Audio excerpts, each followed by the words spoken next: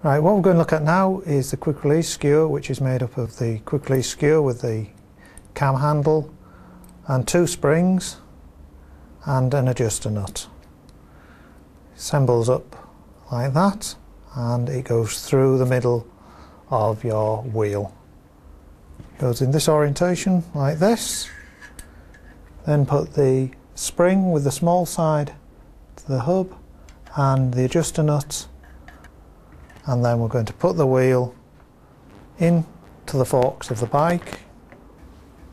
I'm going to tighten up the adjuster nut, push the cam over, see if the wheel's tight. No, we've still got movement there, so we need to adjust it some more.